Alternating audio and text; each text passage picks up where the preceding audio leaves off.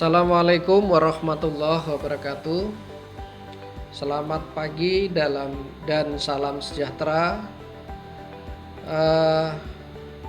peserta didik.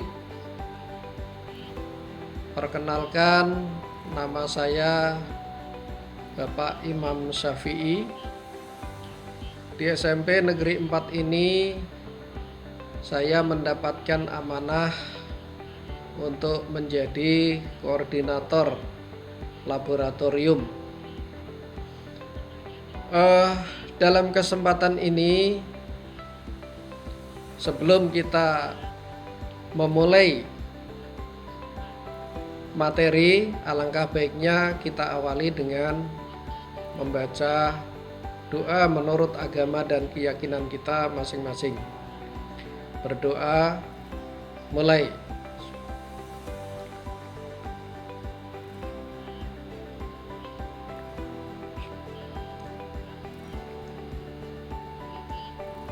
Terima kasih. Baiklah, Bapak akan memulai menjelaskan sekilas pintas tentang laboratorium. Para siswa, yang dimaksud dengan laboratorium itu adalah sebagai sarana belajar bagi peserta didik untuk mampu mengerti dan memahami seluruh ilmu pengetahuan yang bersifat abstrak sehingga menjadi bersifat konkret dan nyata. Nah, itu pengertian yang pertama. Nah, pengertian yang kedua, tempat berlatih untuk mengembangkan keterampilan intelektual melalui kegiatan pengamatan, pencatatan, dan pengkajian gejala-gejala alam. Sedangkan yang ketiga, laboratorium ini menjadi penyeimbang antara praktek dan teori. Nah, lalu fungsi laboratorium di SMP 4 ini adalah untuk memperjelas teori yang sudah disampaikan oleh Bapak Ibu guru pada saat pembelajaran di kelas. Jadi ini sifatnya supaya materi itu lebih matang lagi diterima oleh siswa. Nah, itu tentang pengertian laboratorium. Nah, sekarang ada berapa jumlah laboratorium yang ada di SMP 4 ini? Di SMP 4 ini memiliki 3 laboratorium. Yang pertama adalah laboratorium IPA, itu penanggung jawabnya Ibu Hajah Titik Suparti SPD. Kemudian yang kedua, laboratorium komputer, itu penanggung jawabnya Ibu Putri Askian SPD. Dan yang ketiga adalah laboratorium bahasa, penanggung jawabnya Bapak Muntalib SPD. Nah, itu jumlah laboratorium yang ada di SMP 4 kita ini. Selanjutnya, kapan kita bisa memanfaatkan fasilitas laboratorium yang ada di SMP 4 ini? Mungkin begitu pertanyaan dari peserta didik sekalian. Nah, penggunaan lab di SMP 4 ini dilaksanakan secara terjadwal agar semua kelas memiliki kesempatan yang sama. Nah, sedangkan untuk lab IPA menggunakan lab ini disesuaikan dengan kesulitan materi saat pembelajaran. Jadi tidak semua materi diselesaikan di dalam lab ini, tetapi hanya materi-materi khusus yang sifatnya sangat sulit dan sukar untuk diterima oleh siswa. Jadi diperjelas di dalam laboratorium itu. Kemudian yang kedua adalah lab komputer. Nah, lab komputer ini keberadaannya sangat penting sekali, apalagi pada masa pandemi ini sangat bermanfaat untuk pembelajaran baik dari guru maupun dari siswa. Nah, itulah keberadaan lab komputer. Nah, sedangkan lab bahasa ini saat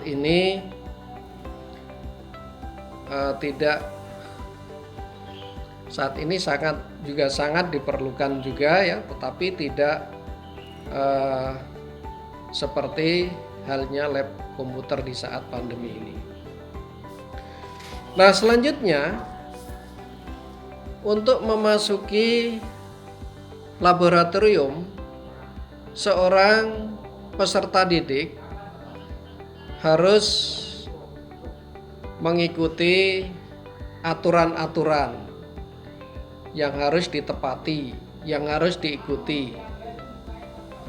Nah, misalnya peserta didik harus datang tepat waktu. Nah, jadi nggak boleh molor.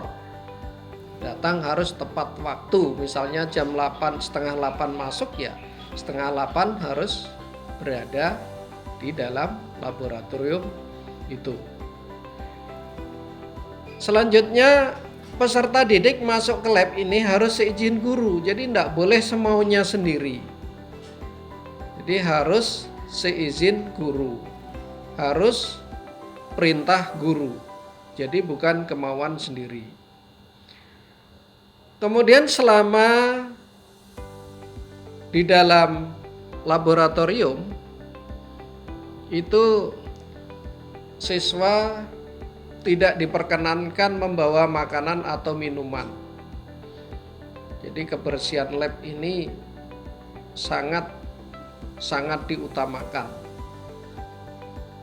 Jadi tidak boleh membawa makanan dan minuman ke dalam ruang laboratorium.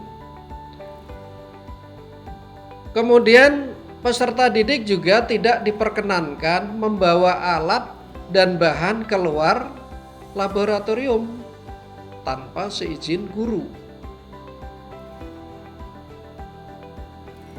Kemudian peserta didik itu dilarang mencoret-coret fasilitas yang ada di lab.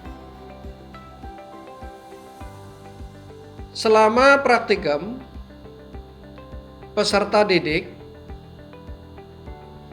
jika mengalami kecelakaan segera melapor ke guru.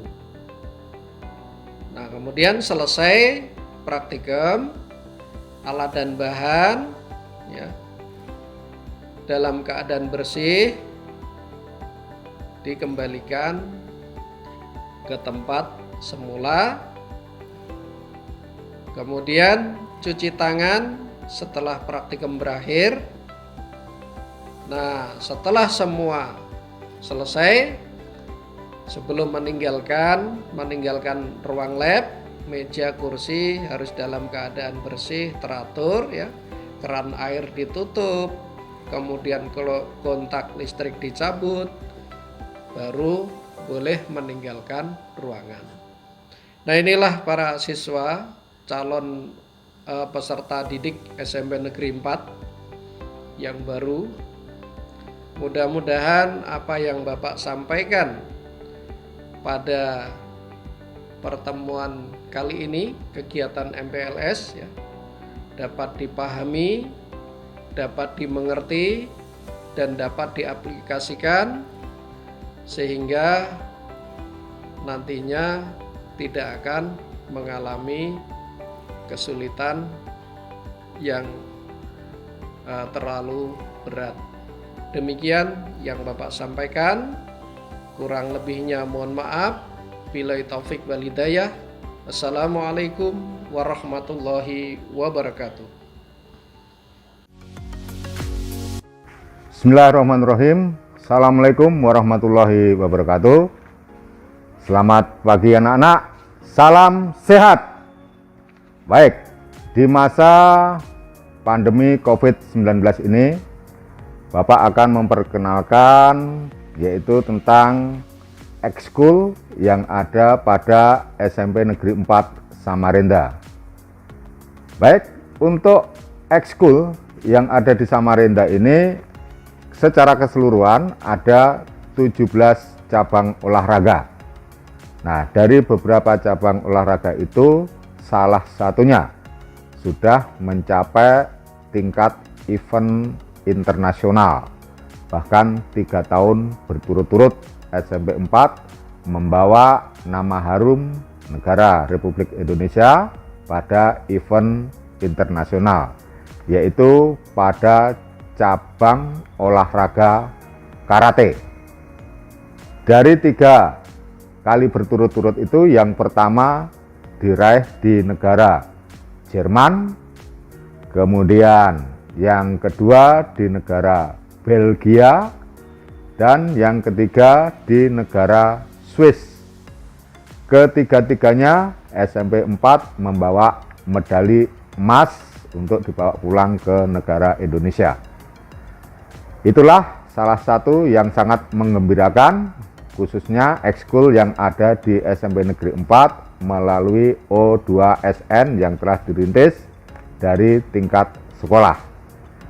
Baik, 17 cabang itu yang ada di SMP Negeri 4, yang pertama futsal, kedua basket, ketiga bulu tangkis, keempat volleyball, kelima PMR, 6 paskib, 7 teater, 8 pramuka, 9 seni tari, 10 CCA atau baca Al-Quran, yang ke-11 Hapsi, 12 karate, ini yang sudah mencapai tingkat internasional, kemudian English Community, yang ke-14 catur, 15 matematik community, 16 Science Community, dan 17 silat. Baik, dari 17 tadi ada yang internasional dan sudah ada yang nasional. Untuk nasional sudah diwakili dari cabang paskib. Nah, kita sudah membawa piala dari Jakarta sana sebanyak 17 dan kita menjuarai juara mula 2, yaitu tingkat nasional paskib. Dan untuk sains kita juga sudah berkiprah sampai ke tingkat provinsi. Dari kakak-kakak kalian untuk sains itu sudah mendominasi juga untuk Samarinda dan mewakili provinsi, itu sudah sampai pada tahap yang cukup. Dari beberapa itu tadi ya, yang sangat dominan memang untuk di SMP 4 ini adalah futsal. Cuma karena kondisi pandemi ini untuk sementara itu kita break sebentar. Ya. Baik, demikian yang bisa Bapak sampaikan untuk anak-anak sekalian. Nanti silakan dilihat melalui virtual ekskul yang ada di SMP 4 ini. Demikian Bapak akhiri. Assalamualaikum warahmatullahi wabarakatuh. Salam sehat.